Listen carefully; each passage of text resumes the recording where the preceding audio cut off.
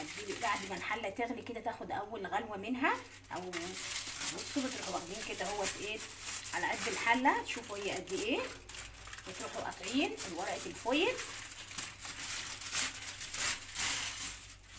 بالشكل ده.